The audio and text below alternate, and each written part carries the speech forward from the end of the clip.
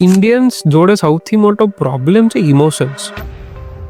Indians are very emotional in terms of digital literacy. આપણા લોકો પાસે સામાન્ય જ્ઞાન આખી દુનિયાનું છે, પણ ડિજિટલ જ્ઞાન નથી.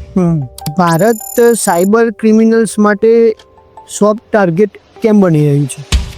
ભારત સાયબર ક્રિમિનલ્સ માટે સોફ્ટ ટાર્ગેટ એટલા માટે છે કે ટેકનોલોજી જેટલી હદે એડવાન્સ છે એટલી હદે અવેરનેસ એડવાન્સ નથી. આ સેમ વસ્તુનો ફાયદો સાયબર ક્રિમિનલ્સ ઉપાડે. એટલે આપણી માણસે આપણો સૌથી મોટો દુશ્મન છે.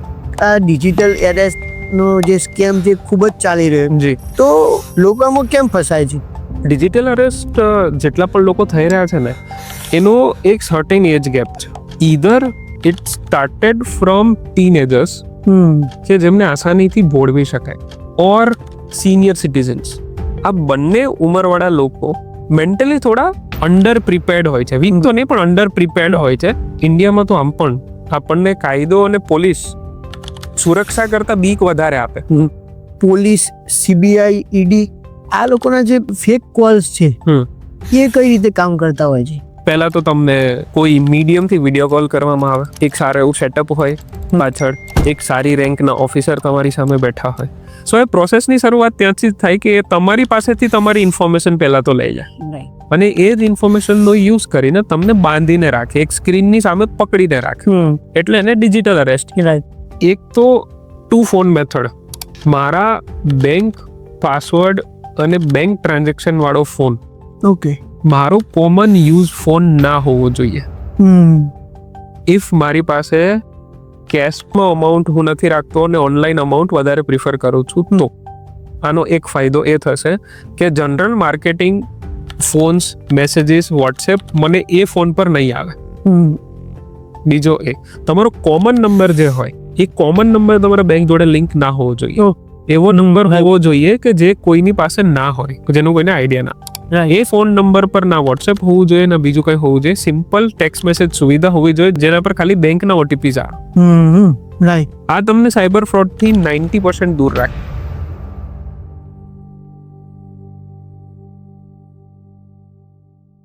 નમસ્કાર મિત્રો, જય જય ગરવી ગુજરાત. મિત્રો, તમારા બધાનું આજની પોડકાસ્ટમાં હું સ્વાગત કરું છું. મિત્રો, આજે આપણે સમાજ, ટેકનોલોજી અને સત્યની વાત કરવા જઈ રહ્યા છીએ. અને આજે આપણા સ્ટુડિયોમાં એક એવું નામ છે જે ભારતની સાયબર સિક્યુરિટી અને ટેકનોલોજીની દુનિયામાં ખૂબ આદર સાથે લેવાય છે, અને એમનું નામ છે પ્રતિક રાઠોડ. મિત્રો, પ્રતિકભાઈ એ હાર્વર્ડ યુનિવર્સિટીમાં પોસ્ટ ગ્રેજ્યુએટ પ્રોફેશનલ છે and cyber security architect, founder and CEO of LTT RBX technologies private limited, અને ભારતના જાણીતા રિયલ ઇસ્ટેટ CRM બ્રોકરવાઇઝના ફાઉન્ડર. તેમણે અત્યાર સુધીમાં 1000થી વધુ ભારતીય અને આંતરરાષ્ટ્રીય ક્લાયન્ટ સાથે કામ કર્યું છે, અને અનેક કંપનીઓ, સરકારી સંસ્થાઓ અને હાઈ રિસ્ક ડિજિટલ સિસ્ટમને સાયબર એટેક્સથી પણ બચાવ્યા છે. મિત્રો, ટેકનોલોજીની સાથે સાથે પ્રતિકભાઈ એક સંવેદનશીલ કવિ પણ છે.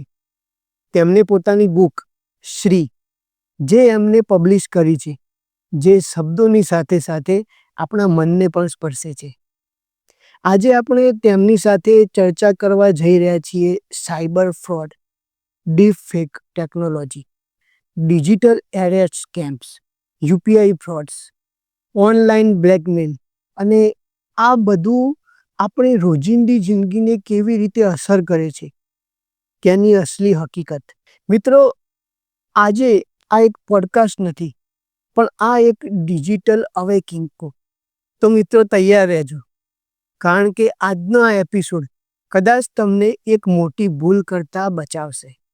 તો ચાલો મિત્રો, આજની પોડકાસ્ટની શરૂઆત કરીએ. સો પ્રતિકભાઈ, આજે તમારું મારા પોડકાસ્ટ શોમાં હું સ્વાગત કરું છું. Thank you અમરભાઈ. તમે તમારો ટાઈમ આપ્યો એ બદલ ખૂબ ખૂબ આભાર.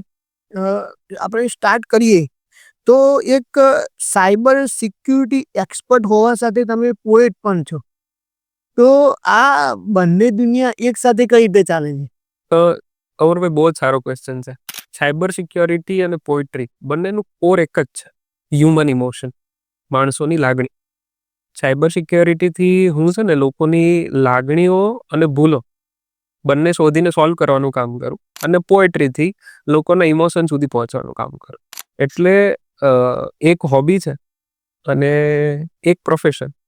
ઓકે.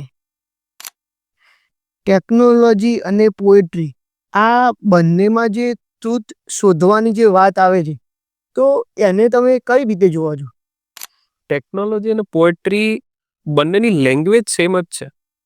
ટેકનોલોજી ઇનોવેશન છે, ટેકનોલોજી માણસ બનાવે છે, અને પોએટ્રી માણસ બચાવે છે. ટેકનોલોજીથી માણસ બને, આગળ વધે, અને પોએટ્રી માણસને સંભાળીને રાખે, ત્યાં ને ત્યાં થોડો ઠહેરાવ આપે. એટલે ટેકનોલોજી અને પોએટ્રી બંને પરસ્પર ચાલવાવાળી વાતો છે. બહુ બધા લોકો જે ટેકનોલોજી જોડે જોડાયેલા હોય ને અમરભાઈ, એ લોકો ગઝલ કવિતાઓના શોખીન હોય છે. શું કામ? કેમ કે એ જીવનમાં એક ઠહેરાવ આપે માણસને, એટલે એ ખૂબ જ જરૂરી છે. રાઈટ. એક આઈટી એન્ટરપ્રેનર તરીકે જે આ બિઝનેસ એન્ડ ક્રિએટિવ વચ્ચે જે બેલેન્સ તમે જે રાખો છો, એ કઈ રીતે બેલેન્સ તમે રાખો છો? મારું એવું સ્ટ્રોંગ પર્સપેક્ટિવ છે મારો, કે બિઝનેસ ક્રિએટિવિટી વગર કરવામાં આવે ને તો એનો કોઈ મતલબ નથી. Yes, right. અને ક્રિએટિવિટી બિઝનેસ વગર ખાલી એક હોબી જ હોય. એટલે બિઝનેસ વગરની ક્રિએટિવિટી અને ક્રિએટિવિટી વગરનો બિઝનેસ કોઈ મૂડ વગરના છે. બંને જોડે હોય ને તો એક બ્રાન્ડ બને. Business plus creativity is equal to brand. અને હું એ જ મોટિવથી આગળ વધી રહ્યો છું. રાઈટ, ખૂબ સરસ. તમારી જે આઈટી કંપની છે LTT RBX, જી, એની શરૂઆત તમે કઈ રીતે કરી છે? બહુ જ રો ઇમોશન્સ જોડે થઈ. પેલા તો LTTRBX નો આખો મતલબ છે લેટર બોક્સ. હવે લોકોએ છે ને એક યુનિક નામ ગોતવા માટે થઈને લેટર બોક્સમાંથી બધા વોવેલ્સ હટાવી દીધા. મને એક યુનિક નામ મળ્યું LTTRBX, જેને અમે બ્રાન્ડ નેમ લોગો બધા તરીકે આગળ વધાર્યો. મેઇન ઇમોશન્સ જ એ છે કે લેટર બોક્સ એક સોલ્યુશન ઓરિએન્ટેડ કંપની છે. આઈટીને લગતા, સિક્યોરિટીને લગતા, ડેવલપમેન્ટને લગતા, ડિજિટલ માર્કેટિંગ, બ્રાન્ડિંગને લગતા બધા જ પ્રશ્નો અમારા સુધી કોઈ પણ આવે તો અમે સોલ્વ કરીને આપીએ છીએ. ખાલી પૈસા કમાઈ લેવા એ લેટરબોક્સનો મોટિવ ક્યારેય છે જ નહીં. એની જોડે જોડે સામે વ્યક્તિ અને બ્રાન્ડનો ગ્રોથ થાય, એ સૌથી મોટો મોટિવ છે. રાઈટ, ખૂબ સરસ. આપણે જે બ્રોકર વાઇઝ જોઈએ તો આજે એક ફેમસ રિયલ એસ્ટેટ CRM છે, તેનું આઈડિયા તમને કઈ રીતે આવે? સો બેઝિકલી અમે લોકો અલગ અલગ સેક્ટરના લોકોને મળતા રહીએ. કેમ કે અમારો આઈટીનો બિઝનેસ છે, તો લોકો પોતાના સોફ્ટવેર ડેવલપ કરવા માટે કે CRM ડેવલપ કરવા માટે અમારા સુધી આવતા હોય છે. તો આમ જ બ્રોકર મિત્રોને અમે લોકો મળતા હોય કે રિયલ એસ્ટેટ બહુ જ ગ્રોઈંગ ઇન્ડસ્ટ્રી છે. લોકોનો સૌથી હાઈએસ્ટ ઇન્ટરેસ્ટ જેમાં કોઈમાં હોય, બધાને રસ છે ઘર લેવામાં, ઇન્વેસ્ટમેન્ટ કરવામાં. પણ એ જ ઇન્ડસ્ટ્રીમાં જે સૌથી વધારે એક્ટિવ એન્ટિટી છે રિયલ એસ્ટેટ પાર્ટનર્સ કે પછી બ્રોકર્સ જેને આપણે કહીએ, આ લોકોનો બિઝનેસ કોઈ પણ રીતનો સર્કલ્ડ હતો નહીં, સ્ટ્રક્ચર્ડ નહોતો. તો અમે એક CRM બનાવ્યું કે જેનાથી એ લોકો પોતાનો આખો બિઝનેસ સર્કલ્ડ રાખી શકે, સ્ટ્રક્ચર્ડ રાખી શકે. બધી જ લીડો એમના સુધી પહોંચે, બધી જ લીડો પર ફોલોઅપ લેવાય, બિઝનેસમાં લોસ ના થાય, એમ્પ્લોઈઝ જોડેથી પૂરી પ્રોડક્ટિવિટી મળે, લોકો પાસેથી સારો રિસ્પોન્સ મળે, અને એક રિયલ એસ્ટેટ એજન્ટ પોતાની આઈડેન્ટિટી સારા બ્રોકર, સારા બિઝનેસમેન તરીકે બનાવી શકે. એ જ બ્રોકર વાઇઝનો મેઇન હેતુ હતો. અને એ જ અમારા આખા બ્રોકર વાઇઝ પાછળનો આઈડિયા પણ હતો કે એક એવું ઇકોસિસ્ટમ ઓફ રિયલ એસ્ટેટ કે જેની અંદર લોકો પોતાના બિઝનેસ મેનેજમેન્ટની સાથે સાથે ગ્રોથ પ્લાનિંગ પણ કરી શકે અને બિઝનેસ મેનેજ પણ કરી શકે. રાઈટ, ખૂબ સરસ. અત્યાર સુધી તમે કેટલા સાયબર ફ્રોડ અથવા તો હેકિંગના જે કેસીસ હેન્ડલ કર્યા છે? મારી પાસે ઓલમોસ્ટ 500+ કેસીસ આવ્યા છે રિસન્ટલી. એટલે હું પોસ્ટ કોવિડ એરાની વાત કરું છું. પોસ્ટ કોવિડ મારી પાસે 500+ કેસીસ આવ્યા છે. બહુ બધા કેસીસ, બહુ ઇમોશનલ કેસીસ, ફ્રોડના કેસીસ, સ્કેમના કેસીસ, ડિજિટલ અરેસ્ટના કેસીસ, લોકો ડીફેકના કેસીસ, લોકોના આઈડીઝ હેક થવાના કેસીસ, ડુપ્લિકેટ આઈડીઝ બનવાના કેસીસ, બહુ બધા કેસીસ હેન્ડલ કર્યા છે. રાઈટ. એમાંથી કોઈ એવો રિયલ ઇન્સિડન્ટ તમે કહી શકશો કે જે ઇન્સિડન્ટ અત્યારે પણ તમને ડિસ્ટર્બ કરતો હોય? બે કેસીસ છે. એક ડીપ ફેક કેસ છે. મારા જ ઇન્ટરનલ સર્કલમાં કોઈ મહિલા જોડે બનેલો કેસ. ઇમોશનલી આખું ફેમિલી ડિસ્ટર્બ હતું એમનું, કેમ કે યુવાન છોકરી સારી જોબ, સારું કામકાજ, એજ્યુકેટેડ ફેમિલીમાંથી આવે અને એના deep fake videos and pictures spread થતા ફેમિલી ગ્રુપ્સમાં લોકો સુધી જતા અમે જોયા. And that is very disturbing. Second case is about one father કે જે રિટાયર્ડ થઈ ગયા હતા, બટ એમના છોકરાઓને એમણે ભણવા વિદેશ મોકલ્યા હતા અને એ છોકરાની ફીઝ એમણે પોતાના રિટાયરમેન્ટના પૈસામાંથી વર્ષે ભરતા હતા અને એ પૈસાનો સ્કેમ થયો અને એકનો એક દીકરો અમરભાઈ અને પોતાની મરણ મૂડી પણ એની પાછળ ખર્ચવા માટે તૈયાર હતા. એ પેરેન્ટ્સ ભેગું કર્યું તો એ બધું જ એમણે એક સ્કેમમાં બધું જ ગુમાવી દીધું. અને આ કેસીસ અમે હેન્ડલ કર્યા. જેટલું બનતું હતી એટલી રિકવરીઝ અમે રિસ્પેક્ટેડ ઓથોરિટીઝથી લઈ અને એમના સુધી પહોંચાડવાની ટ્રાય કરી. સો સ્કેરી. આપણે જોતા હોઈએ છીએ કે આ જે બધા ફ્રોડના કેસીસ થાય છે તેમાં જે વિક્ટમ હોય એ સામાન્ય રીતે કઈ ભૂલ કરતો હોય છે? ઇન્ડિયન્સ જોડે સૌથી મોટો પ્રોબ્લેમ છે emotions. Indians are very emotional in terms of digital literacy. આપણા લોકો પાસે સામાન્ય જ્ઞાન આખી દુનિયાનું છે પણ ડિજિટલ જ્ઞાન નથી. રાઈટ. સો ઇમોશન્સમાં વહીને કોઈની વાતમાં વિશ્વાસ કરીને ટ્રસ્ટ એન ઇમોશન્સ ડિજિટલી જો આપણે એને મૂકી દઈએ ને સાઈડમાં બધી જ વાતમાં, તો આપણી જોડે સ્કેમ થવાના ચાન્સીસ આઈ વુડ સે કે 90% ઓછા થઈ જાય. ઇમોશનલી જ્યારે આપણે વહી જઈએ ને એ પછી ડર લાગવાનું ઇમોશન હોય કે કોઈની મદદ કરવાનું ઇમોશન. ઇમોશન્સ તમે મૂકી દો ને સાઈડ પર તો તમે ડિજિટલી અવેર એન્ડ સિક્યોર બંને થઈ શકો. રાઈટ. હવે આપણે જો ભારતમાં જોઈએ તો ભારત સાયબર ક્રિમિનલ્સ માટે સોફ્ટ ટાર્ગેટ કેમ બની રહ્યું છે? ભારત સાયબર ક્રિમિનલ્સ માટે સોફ્ટ ટાર્ગેટ એટલા માટે છે કે ટેકનોલોજી જેટલી હદે એડવાન્સ છે એટલી હદે અવેરનેસ એડવાન્સ નથી. રાઈટ. લોકોને ખબર ના હોય કે તમારા હાથમાં જે ફટાકડો છે એ ફટાકડા ફૂટશે તો એની ઇમ્પેક્ટ કેટલી હશે. હોય છે ને નાના ફટાકડા, મોટા ફટાકડા. જ્યારે ફાયર ક્રેકર્સ થી દિવાળીમાં કે બીજા કોઈ પ્રસંગમાં આપણે રમીએ તો એ ફટાકડો જેવો સળગાવે ને તો એનાથી ડિસ્ટન્સ એના ઇમ્પેક્ટ પ્રમાણે આપણે બનાવીએ. નાના ફટાકડાથી 1 ફૂટનું બનાવીએ, મોટા ફટાકડાથી 5 ફૂટનું બનાવીએ.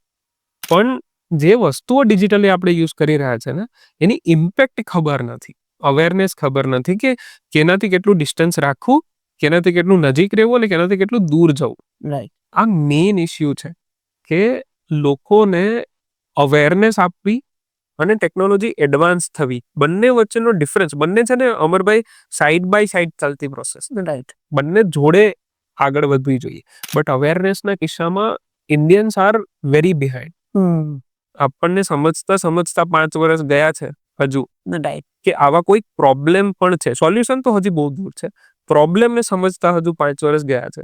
અને આપણા લોકોની પાસે સારી ઓથોરિટીઝ હોવા છતાં એટલા પ્લેટફોર્મ પર તમે દિવસમાં કોઈ પણ એડવર્ટિઝમેન્ટ ઓન કરો, ગવર્મેન્ટના અલગ અલગ ડિપાર્ટમેન્ટ તરફથી, તમે આરબીઆઈ લઈ લો, સેબી લઈ લો, તમે ઇન્ડિયન ગવર્મેન્ટ લઈ લો, બધા લોકો digital arrest, digital scam, money fraud, money laundering ની અવેરનેસની એડ્સ બધા જ પ્લેટફોર્મ પર, ટીવીથી લઈને ડિજિટલ મીડિયા સુધી બધા જમાં કન્ટિન્યુઅસલી એડ્સ રન કરી રહ્યા છે. Private bodies, government bodies, news channels, newspapers બધામાં અવેરનેસ ચાલી રહી છે. તો પણ સાયબર ફ્રોડનો જે રેશિયો છે એ દિવસે ને દિવસે વધતો જાય છે, ઘટતો નથી. અને પેલા સાયબર ગઠિયાઓ પણ એટલા સ્માર્ટ છે ને કે એમની પાસે અલગ અલગ વેઝ છે આપણા સુધી પહોંચવાના. આપણને આ બધા જ ક્રાઇમમાં બહુ જ ઇઝીલી સંડોવી લેવાના. રાઈટ. એન્ડ એમાં પણ જો જોવા જઈએ તો હું એમ પૂછીશ કે આપણા જે ગુજરાતી લોકો છે એ આ સાયબર સિક્યુરિટીમાં કઈ જગ્યાએ વીક પડે છે? ગુજરાતીઓની સૌથી મોટી લાક્ષણિકતા શું? માણસાઈ. Yes, right. ગુજરાતમાં કોઈ આવે તો મહેમાન ગતિ અને માણસાઈથી આંખો અંજાય છે. યસ. આ સેમ વસ્તુનો ફાયદો સાયબર ક્રિમિનલ્સ ઉપાડે. એટલે આપણી માણસાઈ આપણો સૌથી મોટો દુશ્મન છે. તમે મને ફોન પર વિડીયો કોલ કરો રાઈટ. અને તમે મારા જ ઘરવાળા તો શું કોઈ બીજાના ઘરવાળાને પણ ગન પોઈન્ટ પર કશું કરીને ડિજિટલ અરેસ્ટ કરીને રાખી શકો. રાઈટ. ગુજરાતીઓ આમ નીડર, પણ when it comes to their bank balance, to their social identity, societal identity, we are very scare of everything. Right. And આપણે જોઈએ તો નાના શહેર કે નાના જે આપણા ગામડાઓ છે એમાં જ આ સાયબર ક્રાઇમ કેમ આટલું ઝડપથી પ્રસરી રહ્યું છે? અમરભાઈ, ઇંગ્લિશ જેટલી ઝડપથી ભારતમાં નથી પ્રસર્યું ને, એઝ અ લેંગ્વેજ રાઈટ. આપણા ટાઉન્સ અને ગામડાઓ સુધી નથી પહોંચ્યું ને, એટલું ઝડપથી સોશિયલ મીડિયા ગામડાઓ સુધી પહોંચ્યું છે. એટલી ઝડપથી ડિજિટલ સ્કીમ્સ ગામડાઓ સુધી પહોંચી છે. કોઈની પાસે સારી લેંગ્વેજની એક્સેસિબિલિટી હોય કે ના હોય, પણ યુપીઆઈની અવેલેબિલિટી તો છે જ. એ તો હું ને તમે બંને માનીએ છીએ. તમને ઇંગ્લિશ આવડતું હોય કે ના આવડતું હોય, પણ તમે યુપીઆઈ તો યુઝ કરી જ રહ્યા. હરેક ગામડા સુધી યુપીઆઈ પહોંચે, સારી વસ્તુ છે, હોવું જોઈએ. પણ એની સાથે સાથે અવેરનેસ પણ જવી જોઈએ.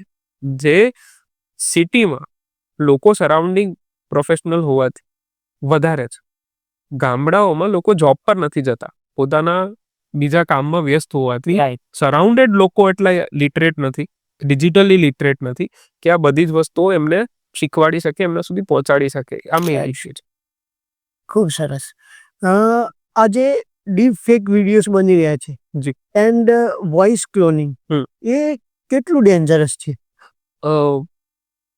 હમણાં સુધી મને એવું લાગતું હતું કે ભારતની કાયદાકીય પૂરેપૂરી જે સિસ્ટમ છે ને, કે દુનિયાની કાયદાકીય સિસ્ટમ છે, એ પ્રત્યક્ષ રીતે સબૂત અને ગવાહ બે વસ્તુ પર ચાલતી હતી, કે કેટલા પુરાવા છે અને સાક્ષીમાં કોણ છે, આ બે વસ્તુઓ પર ચાલતી હતી.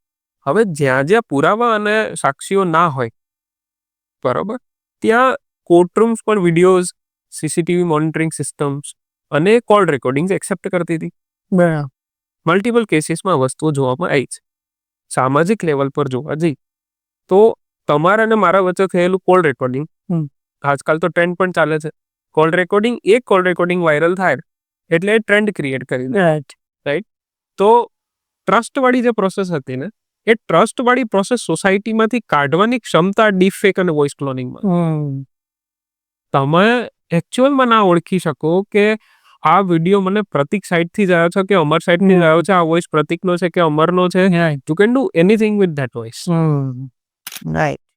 અત્યારે જો એક લેટેસ્ટ આપણે જે જોઈ રહ્યા છીએ આ સ્કેમમાં, તો એક આ ડિજિટલ એરેસ્ટનો જે સ્કેમ જે ખૂબ જ ચાલી રહ્યો જી.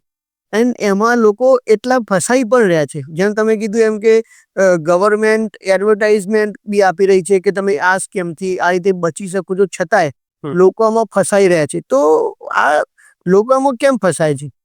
ડિજિટલ અરેસ્ટ જેટલા પણ લોકો થઈ રહ્યા છે ને, એનો એક સર્ટેન એજ ગેપ છે. Either it started from teenagers કે જેમને આસાનીથી ભોળવી શકાય, ઓર સિનિયર સિટીઝન્સ. આ બંને ઉંમરવાળા લોકો મેન્ટલી થોડા વીક હોય છે, અંડર પ્રિપેર્ડ હોય છે. વીક તો નહીં, પણ અંડર પ્રિપેર્ડ હોય છે આવી કોઈ પણ મુશ્કેલીની સામે લડવા માટે કે વાત કરવા માટે. અને જો તમે સ્પોન્ટેનિયસ ના હો ને આ બધી વસ્તુઓને લઈને, તો તમે થોડા આઘાતમાં આવી જાઓ. રાઈટ. રાઈટ. અને ઇન્ડિયામાં તો આમ પણ આપણને કાયદો અને પોલીસ સુરક્ષા કરતા બીક વધારે આપે. અને આ જ સુરક્ષાની સામે બીક વાળું જે પરિબળ આપણા માઇન્ડસેટમાં ફસાયેલું છે ને, એના લીધે આ લોકો આપણો ફાયદો ઉઠાવે છે. તમને અને મને બધાને ખબર છે, જેટલા પણ અવેર્ડ પીપલ છે બધાને ખબર છે કે કાયદો, વ્યવસ્થા અને સુરક્ષા આપણી પોતાની ફેસિલિટી છે, આપણી લક્ઝરી છે. એ આપણને હાર્મ કરવા માટે નથી, પણ આપણા મનમાં એક બીક લાગેલી છે કે પોલીસનો ફોન આવ્યો તો મેં કંઈક ખોટું કર્યું છે.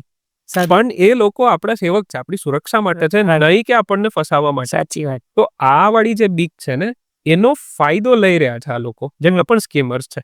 અને એના લીધે ડિજિટલ અરેસ્ટનો રેશિયો ઇન્ડિયામાં બહુ વધારે છે. લાઈક એક સર્વે હતો અમરભાઈ, અમે અમારી ફિલ્ડમાં છીએ તો અમે ડેઈલી હવે સર્વેઝની અંદર ભાગ લેતા હોઈએ છીએ. વર્લ્ડ વાઇડ એક સર્વે થયો હતો, in compare to any country in entire world, ઇન્ડિયામાં ડિજિટલ અરેસ્ટના કેસીસ 1000% વધારે છે. Just because of we are very scared of police, V are very scared of any authorities. અને આના લીધે ડિજિટલ અરેસ્ટ આપણા પર હાવી થઈ રહ્યું છે. રાઈટ, સાચી વાત છે. આપણે જોવા જઈએ તો પોલીસ, સીબીઆઈ, ઈડી આ લોકોના જે ફેક કોલ્સ છે એ કઈ રીતે કામ કરતા હોય છે?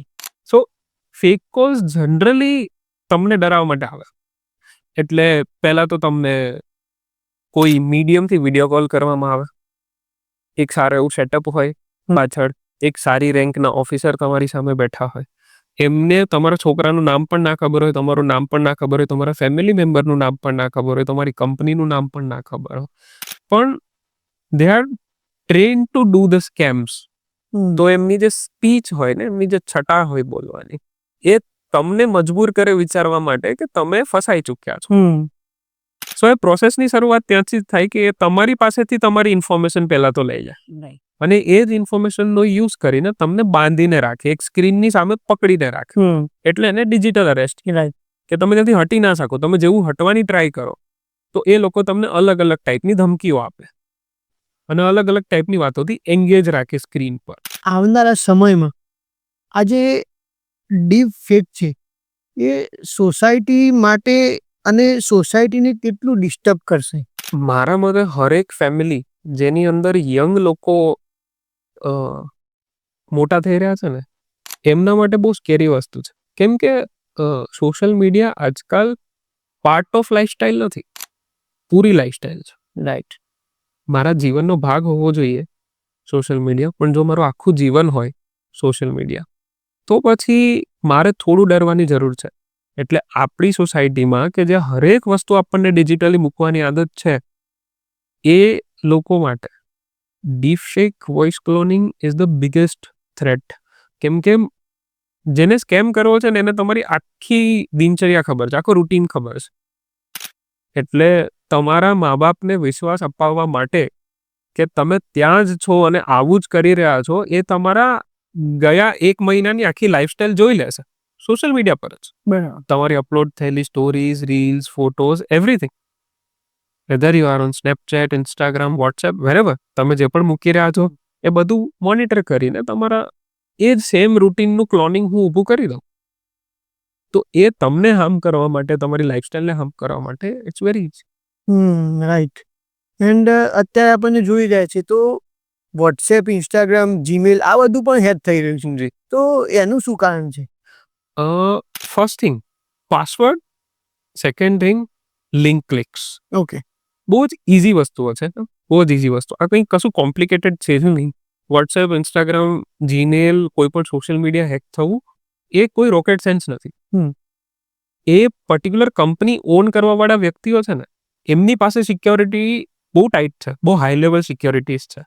એટલે તમારું અકાઉન્ટ હેક થાય ને તો એમાં તમે ક્યાંક ને ક્યાંક કોઈક ભૂલ કરી હોય, યા તો તમે પાસવર્ડ એક સેટ કર્યો હોય. જોજો જનરલી લોકોની એક ભૂલ હોય છે, તમારા ઇન્સ્ટાગ્રામનો પાસવર્ડ સેમ, જીમેલનો પાસવર્ડ સેમ, તમારા ફેસબુકનો પાસવર્ડ સેમ, બધો પાસવર્ડ એક જ રાખે. ઓકે, એક મીડિયમ મેં હેક કરી લીધું, એક પાસવર્ડ મારી જોડે આવી ગયો, એનો મતલબ મારી જોડે બધા જ આવી ગયા. ઓકે, હવે સિમ્પલ ક્વેશ્ચન હું તમને કરું સામો, કે મેં તમને ગૂગલ ડોક્યુમેન્ટ મોકલ્યું, ઓકે, બરાબર? ગૂગલ ડોક્યુમેન્ટ તમે ઓપન કર્યું, એક ગૂગલ ડોક્યુમેન્ટની જોડે જોડે મેં એક લિંક અંદર પેસ્ટ કરીને રાખી હતી. જેવું તમે ગૂગલ ડોક્યુમેન્ટ ઓપન કરો તો તમારું જીમેલ લોગિન પૂછે, ઓકે, અને સ્ક્રીન જીમેલની જ આવે, પણ પાસવર્ડ અને આઈડી બંને મારા સુધી આવી જાય, મને મળી જાય. રાઈટ, સમજ્યા તમે? હવે એ જ પાસવર્ડ હું તમારા ઇન્સ્ટાગ્રામમાં યુઝ કરું, ફેસબુકમાં યુઝ કરું, જીમેલનો, તો તમે જ મને આપી દીધો. રાઈટ, તો એ મારા માટે ઇઝી થઈ ગયું. દેન હું તમને વોટ્સએપ પર એક લિંક મોકલું છું, રાઈટ, એ લિંક તમે ક્લિક કરો છો, અને એ લિંક જ એટલી ઇફેક્ટિવ છે કે તમારા બધા સોશિયલ મીડિયા કે પછી તમારા જેટલા પણ ડિજિટલ પેમેન્ટ છે બધા સુધી હું પહોંચી શકું. રાઈટ, સાચી વાત છે. અને એમાં પણ જે તમે વાત કરી કે આ જે ફેક પ્રોફાઇલ છે જી એન્ડ ઓનલાઈન જે આ બ્લેકમેલ છે એ પાછળની સાયકોલોજી શું હોઈ શકે? સિમ્પલ ક્વોન્ટિટીનું ગણિત છે કે હું દિવસમાં 100 પ્રોફાઇલ ઉપાડું, 100 પ્રોફાઇલના ડુપ્લિકેટ પ્રોફાઇલ ક્રિએટ કરું.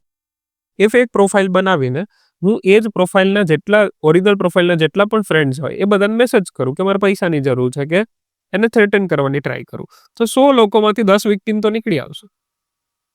રાઈટ, એટલે ત્યાં પણ એક બિઝનેસ જ ચાલી રહ્યો છે. રાઈટ. એન્ડ જો અત્યારે જોઈએ તો જે આ છોકરીઓ છે, પછી ઇન્ફ્લુએન્સર થઈ ગયા, હમ. બિઝનેસ ઓનર્સ જે થઈ ગયા, એ સૌથી વધારે અત્યારે જોવા જઈએ તો એમના પર રિસ્ક વધારે છે. તો આ કેમ છે? ડિફેક્ટ લોકોની મેન્ટાલિટી જ્યાં સુધી સ્ત્રીઓને થોડી નીચે જોવાની છે, આખો સમાજ આવો છે, આખો સમાજ રાઈટ, સ્ત્રીઓને આગળ વધતા જેટલી પણ પ્રોગ્રેસિવ સ્ત્રીઓ છે ને, પ્રોગ્રેસિવ વિમેન એમને આગળ વધતા જોઈ નથી શકતો મારા મતે. એટલે એમનું કશુંક બહાર આવે ને, થોડી એવી નેગેટિવ પબ્લિસિટી બહાર આવે ને, તો એને વાયરલ કરવી લોકોના સ્વભાવમાં છે. સાચી વાત. એટલે લોકો એને વધુ પેલું કરશે, પ્રોગ્રેસ આપશે, વધુ લાઇક્સ આપશે, વધુ કમેન્ટ્સ આપશે. રાઈટ. એટલે હું અને તમે કોઈના વખાણ કરવાના હોય ને તો 2 મિનિટ વાત કરી શકીએ, પણ એ સેમ વ્યક્તિ વિશે નેગેટિવ વાતો કરવાની હોય ને તો 20 મિનિટ 2 કલાક સુધી પણ ચાલી શકે. આ સેમ સાયકોલોજી ડિજિટલી પણ અપ્લાય થાય છે. અને જ્યાં વિમેન કેરેક્ટરને અસેસિનેટ કરવાની વાત આવે ત્યાં આખો સમાજ, આખું સોશિયલ મીડિયા આસાનીથી ત્યાં બેઠું બેઠું કરી શકે. રાઈટ. એટલે જેટલા પણ વિમેન ઇન્ફ્લુએન્સર્સ છે, કે પ્રોગ્રેસિવ વિમેન્સ છે, કે બિઝનેસમાં વિમેન્સ છે, એ લોકોના અગેન્સ્ટ આવા કેમ્પેન્સ કે પછી એ લોકોની પોતાની પર્સનલ લાઈફ કે એમના જેટલું પણ એમના અરાઉન્ડ જેટલું પણ થઈ રહ્યું છે ને, એ બધામાં લોકોને ઇન્ટરેસ્ટ છે. રાઈટ. જેમ અત્યારે તમે વાત કરી અને અત્યારે આપણે જોઈ રહ્યા છીએ કે આ જે યુપીઆઈ ફ્રોડ છે એ ખૂબ જ વધી રહ્યું છે. જી જી. તો આ યુપીઆઈ ફ્રોડ છે એ ટેકનિકલી કઈ રીતે એક્ઝિક્યુટ થાય છે? બહુ ઇઝી ફ્રોડ છે, બહુ જ ઇઝી ફ્રોડ છે.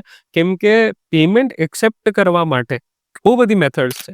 એટલે મારે તમારી પાસેથી યુપીઆઈ પેમેન્ટ જોઈતું હોય તો ઈધર હું તમને મારો નંબર આપી શકું, બરાબર. યુપીઆઈ આઈડી આપી શકું, ઓર હું એક લિંક જનરેટ કરીને આપી શકું જેના પર ક્લિક કરીને તમે મને પેમેન્ટ આપી શકો. રાઈટ. યુપીઆઈ ફ્રોડમાં જનરલી એવું થાય છે કે લોકોને પૈસા મળતા હોય આવી લોભામણી જાહેરાત આપવામાં આવે કે તમે એક કોન્ટેસ્ટમાં ભાગ લીધો છે, જો 5 ક્વેશ્ચનના આન્સર આપ્યા છે, કોઈ વેબસાઇટ પર જઈને કે કોઈ ફોન પર રહીને એ 5 આન્સર તમારા સાચા પડી ગયા છે, રાઈટ. તો તમને એક કૂપન આપવામાં આવે છે જેનાથી તમે આવું કરી શકશો. એના માટેની ફીસ ખાલી 10 રૂપિયા છે, તો હું તમને એક લિંક મોકલું છું, 10 રૂપિયાનું પેમેન્ટ કરી દો. અથવા તમે 1 લાખ રૂપિયા જીતી ગયા છો તો આ લિંક પર ક્લિક કરીને તમારા પૈસા ક્લેમ કરી લો. એ પૈસા ક્લેમ કરવા માટે થઈને એ જ સેમ મેથડ જેના પર હું મારા યુપીઆઈ પાસવર્ડ લખું, એવી જ રીતે સેમ હું મારા યુપીઆઈ પાસવર્ડ ત્યાં ટાઈપ કરું તો મારા અકાઉન્ટમાં પૈસા ક્રેડિટ થવાના બદલે ડેબિટ થવાનું સ્ટાર્ટ થઈ જાય. રાઈટ. ખૂબ સરસ. હવે જ્યારે પણ કોઈ વ્યક્તિના પૈસા ગયા છે તો એ ગયા પછી એની રિકવર થવાની જે સાચી પ્રોસેસ છે તો એ શું છે? રિકવરીની પ્રોસેસ એક જ છે. કોઈ તમને કેવી પણ જાહેરાતો આપે, પણ સાચી પ્રોસેસ ઇન્ડિયામાં પૈસા પાછા લઈ આવવા હોય તો આરબીઆઈનો પોતાનો એક સેલ છે ડિજિટલ સ્કેમ માટેનો. તમારા પૈસા કોઈ પણ ટાઈપના ડિજિટલ ફ્રોડ કે સ્કેમથી ગયા હોય તો RBI.gov.in એમનું પોર્ટલ છે, ત્યાં એક આખું સેક્શન છે ડેડિકેટેડ. ત્યાંથી જ તમે કમ્પ્લેન કરી શકો.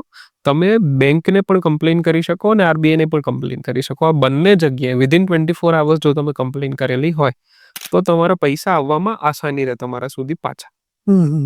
એન્ડ મોસ્ટલી કેસમાં શું આ પૈસા વ્યક્તિને પાછા મળી જ જાય છે કે એને રાહ જોવી પડતી હોય? રાહ જોવી પડે છે. અનફોર્ચ્યુનેટલી આપણું સ્ટ્રક્ચર હજુ એટલું પણ સુદૃઢ નથી કે પૈસા ઝડપથી મળી જાય અને પૈસા પૂરેપૂરા મળી જાય. એટલે બહુ બધી કમ્પ્લેન્ટ્સ એવી છે કે જે પેન્ડિંગ છે. બી ફિઝિકલ ફ્રોડ કેસીસ કરતા ડિજિટલ ફ્રોડ કેસીસમાં પૈસા પેન્ડિંગ થવાની ઘટનાઓ બહુ વધારે છે. કેમ કે બહુ જ અલગ અલગ મીડિયમથી ડિજિટલ ફ્રોડ થઈ રહ્યા છે, ડિજિટલ સ્કેમ થઈ રહ્યા છે. એના માટે બહુ બધા સાયબર વોરિયર્સની જરૂર છે જે આપણે લેક કરી રહ્યા છે. એટલે થોડીક લિમિટેશન ગવર્મેન્ટ સાઈડથી પણ છે, માણસોને લઈને, ટેકનોલોજીને લઈને, રિકવરીને લઈને, અને જેનો ભોગ સામાન્ય માણસ બની રહ્યો છે. રાઈટ. હવે આ બધામાં બેંક્સ અને પોલીસ જી. એ ક્યાં ફેલ થાય છે? બેંક્સ અને પોલીસનું ફેલિયર એક જ છે કે સાયબર સમજ બહુ ઓછી છે. એમના માળખામાં સાયબરને લગતી ફરિયાદો અને ગુનાઓને લઈને જે ટ્રેનિંગ થવી જોઈએ અથવા જે એક્સપર્ટ હોવા જોઈએ રિજનલ લેવલ પર, ગ્રાઉન્ડ લેવલ પર, એ બહુ જ ઓછા છે. એટલે તમારી ફરિયાદ સાંભળવાવાળો અને લખવાવાળો તમારી કમ્પ્લેન્ટ સમજી જ ના શકે તો એ કમ્પ્લેન્ટનું સમાધાન કઈ રીતના થાય? રાઈટ. આખા ગુજરાતમાં એક જ સારું એક્ટિવ સાયબર પોલીસ સ્ટેશન અમદાવાદમાં છે. અચ્છા. તો બીજા ગુજરાતીઓ જે અહીંયાથી 500,000 કિલોમીટર દૂર રહે છે એ લોકોની સાયબર કમ્પ્લેનનું શું? એટલે મારા 50,000 રૂપિયાની સાયબર ફ્રોડની કમ્પ્લેન કરવા માટે મારા રિજનલ પોલીસ સ્ટેશનમાં કોઈ એવો ઓફિસર નથી કે જે કમ્પ્લેનને સમજી શકે અથવા એ કમ્પ્લેનને સિરિયસલી પણ લઈ શકે. રાઈટ. 50,000 રૂપિયા ઘરમાંથી ચોરી થઈ જાય તો પોલીસ જેટલું એક્ટિવલી કામ કરે, શું એ 50,000 રૂપિયા યુપીઆઈથી ગાયબ થાય, યુપીઆઈથી ચોરી થાય તો પોલીસ એટલું જ સારી રીતના કામ કરશે? આ સૌથી મોટો ક્વેશ્ચન છે. બેંક્સ પહેલાથી ઇન્ડિયામાં સૌથી આળસુ માળખું છે. આજે પણ છે, પહેલા પણ હતું. અને આ આળસુ માળખામાં કોઈ વ્યક્તિ જોડે થયેલા ફ્રોડ જેમાં બેંક પોતે ઇન્વોલ્વ નથી, જે બેંકને આપણે હંમેશા કહેતા સાંભળી છે કે તમારી સામેવાળી પાર્ટીના બેંકનો કોન્ટેક્ટ કરો, અમારો ફોલ્ટ નથી. આ બેંક્સ શું આ ડિજિટલ ફ્રોડ્સમાં તમારી એક્ટિવલી મદદ કરી શકે? તો સૌથી મોટી વસ્તુ તો કાયદો જ છે. બંને લેવલે કાયદો કડક થોડો બનાવવામાં આવે, બંને લેવલે એવા ઓફિસરની નિમણૂક કરવામાં આવે કે જે આ પર્ટિક્યુલર વસ્તુને લઈને એક્સપર્ટ હોય. અને કેમ ના હોય? હું તો હજુ એ જ પ્રશ્ન સુધી અટકેલો છું કે બધા જ રિજનલ પોલીસ સ્ટેશનમાં, એટલીસ્ટ તાલુકા કે જિલ્લા પોલીસ મથકોમાં કોઈ સાયબર એક્સપર્ટ કેમ નથી? બધી જ પ્રાઇવેટ બેંકો કે સરકારી બેંકોની હેડ બ્રાન્ચમાં સાયબર એક્સપર્ટ કેમ નથી? રિજનલ ઓફિસીસમાં સાયબર એક્સપર્ટ કેમ નથી? લોકો પોતાના પ્રશ્નો લઈને ક્યાં જાય? આરબીઆઈની એક લિમિટ છે કમ્પ્લેન્ટ્સ લેવાની, એ કમ્પ્લેન્ટને હેન્ડલ કરવાની પૂરેપૂરી જવાબદારી પોલીસ અને બેંક્સની હોવી જોઈએ. રાઈટ. 100% સાચી વાત.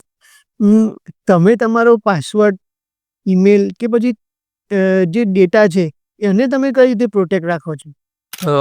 સો મારો તો સિમ્પલ ફંડા છે કે મારી જેટલી પણ ડિજિટલ એસેટ્સ હોય, કે મારા જેટલા પણ સોશિયલ મીડિયા હોય, મારી જેટલી પણ મેમરીઝ હોય, હું બધું લોકલ સ્ટોર કરીને રાખું. લોકલથી મારો મતલબ કોઈ હાર્ડ ડિસ્ક, કોઈ પેન ડ્રાઈવ કે એવી વસ્તુ કે જે હું ક્લાઉડ જોડે કનેક્ટ ના કરું. રાઈટ. એટલે હું મારી આજુબાજુવાળા બધા જ મિત્રોને એ સલાહ આપું છું કે તમે તમારી જેટલી મેમરીઝ છે, તમારી જેટલી પણ એસેટ્સ છે જે ડિજિટલ હોય, એ તમારું પેમેન્ટ હોય, પૈસા હોય, બેંક અકાઉન્ટ્સ હોય, તમારા સોશિયલ મીડિયાઝ હોય, એના પર જેટલું ઓછું પબ્લિશ કરી શકો એટલું વધુ સારું. અને તમારી જેટલા પણ ફોટોઝ, વિડીયોઝ, સમય છે, ટ્રેન્ડ છે, એ પ્રમાણે તમે ચાલતા હો તો જેટલું પણ તમે ક્લિક કરતા હો એ તમે ક્લાઉડ પર મૂકવાના બદલે લોકલી સ્ટોર રાખો. તમારી કોઈ હાર્ડ ડિસ્કમાં, તમારા લેપટોપમાં, પણ એને ગૂગલ ડ્રાઈવ પર કે વન ડ્રાઈવ પર કે બીજી કોઈ ડ્રાઈવ પર ચડાવવાના બદલે તમારી પાસે લોકલી સ્ટોર રહે તો તમે વધુ સિક્યોર રહી શકો. રાઈટ. તો આપણા મોબાઈલમાં જે ગેલેરીમાં ફોટોઝ આપણે જે સ્ટોર કરીએ છીએ તો એ રાખવા કે પછી એ પણ લિમિટેડ રાખવા? તમે ગેલેરીમાં ફોટોઝ રાખો, પણ એવા ફોટોઝ ના રાખો જે તમને હાર્મ કરી શકે. અને એ વાળા ફોટોઝ તમારી જોડે હોય તો એ બધા જ ફોટોઝ ગૂગલ ડ્રાઈવ પર કે બીજી કોઈ ડ્રાઈવ પર કે સોશિયલ મીડિયા પર શેર કરવાનું ટાળો. રાઈટ. ઓકે. તો આજે પાસવર્ડ થઈ ગયા, ઓટીપી છે, એપ્લિકેશન છે, તો એ આ બધામાં જે તમારી જે સાયબર ડિસિપ્લિન છે એ તમે શું ફોલો કરો છો? એક તો 2 ફોન મેથડ.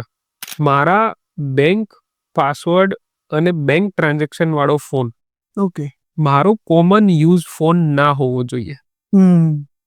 ઇફ મારી પાસે કેશમાં અમાઉન્ટ હું નથી રાખતો અને ઓનલાઈન અમાઉન્ટ વધારે પ્રિફર કરું છું તો આનો એક ફાયદો એ થશે કે general marketing phones, messages, WhatsApp મને એ ફોન પર નહીં આવે. બીજો એ તમારો કોમન નંબર જે હોય એ કોમન નંબર તમારા બેંક જોડે લિંક ના હોવો જોઈએ.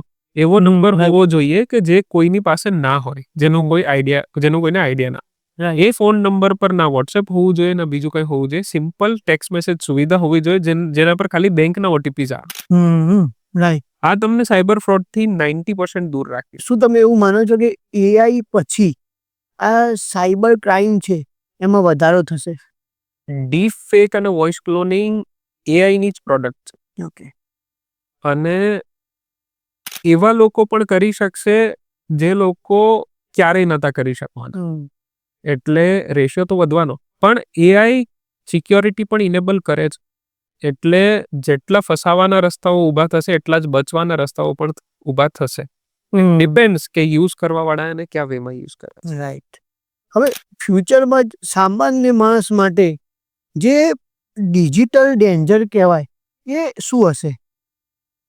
મારા મતે સામાન્ય માણસ માટે ડિજિટલ ડેન્જર સૌથી મોટું સોશિયલ મીડિયા જ હશે.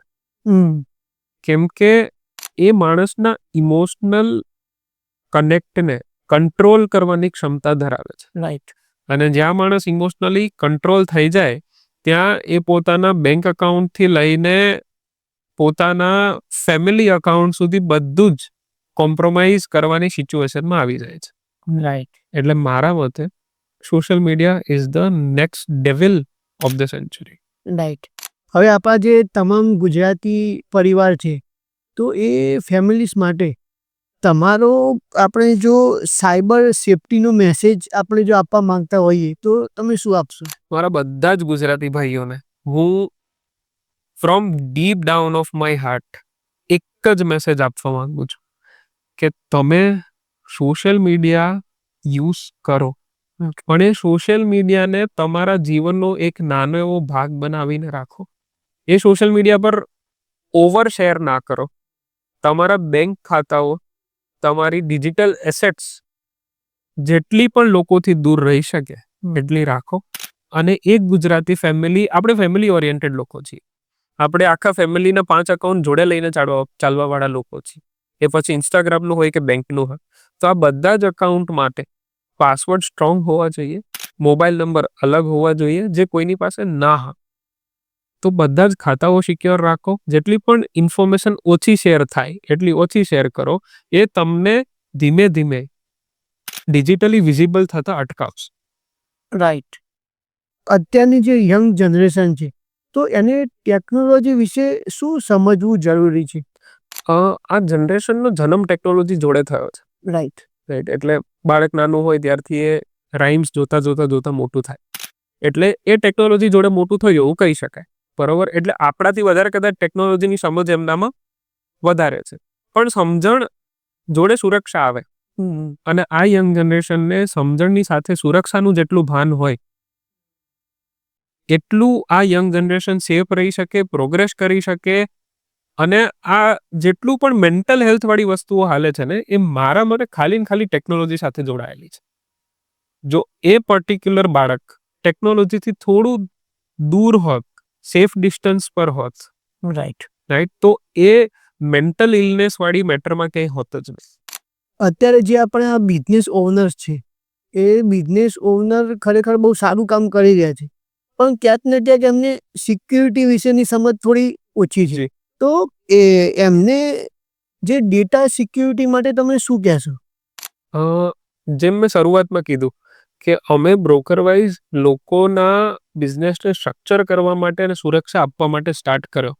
હું એ જ એક્ઝામ્પલથી સમજાવીશ કે બ્રોકર વાઇઝમાં અમે અમારા બ્રોકર ભાઈઓને, અમારા બ્રોકર કસ્ટમર્સને બધી જ રિયલ એસ્ટેટ લીડ્સની સિક્યોરિટી આપવાનું કામ કરીએ છીએ. બરાબર. એ લીડ્સ બજારમાં ફરતી ના થઈ જાય, માર્કેટાઇઝ ના થઈ જાય.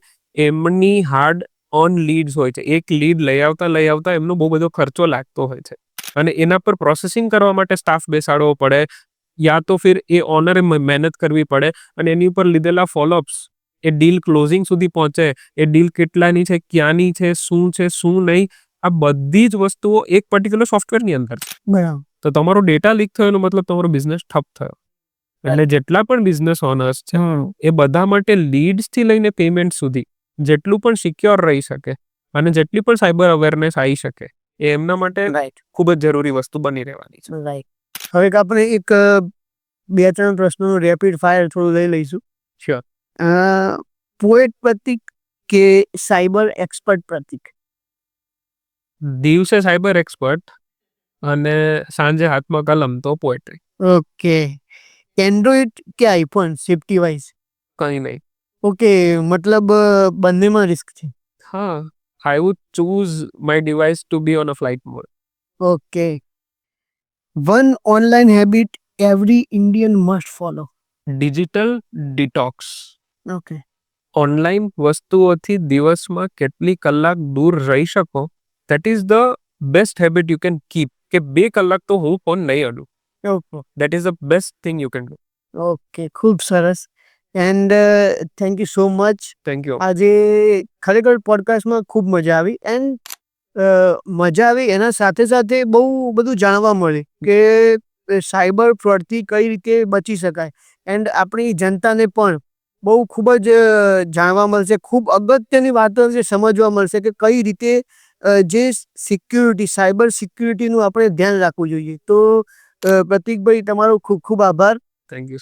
એન્ડ વન્સ અગેન આપણી જનતાને જે મેં વિચાર્યું હતું કે આપણે આ પોડકાસ્ટ દ્વારા જનતાને એક સારી અવેરનેસ સુધી પહોંચાડવું છે કે હજી પણ જેમ તમે કીધું એમ કે ગામડાની પબ્લિક છે એમને થોડી અવેરનેસ ઓછી પડે છે. તો આપણી પોડકાસ્ટ દ્વારા એમ તમારા જે બહુ અદ્ભુત જવાબો છે એ પબ્લિક સુધી પહોંચશે ને આપણી જનતાને ખૂબ જ ફાયદો થશે. So thank you so much. Thank you અમરભાઈ. Thank you so much. તો મિત્રો, આ હતી આજની પોડકાસ્ટ. આઈ હોપ કે તમને પોડકાસ્ટ ગમી હોય.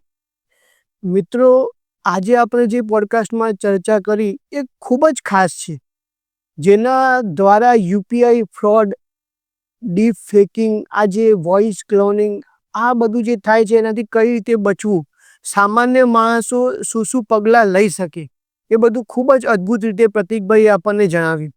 તો આઈ હોપ કે તમને પણ ખૂબ જ સારી ઇન્ફોર્મેશન મળી હશે. તો મિત્રો, મળીએ છીએ એક નવી પોડકાસ્ટમાં.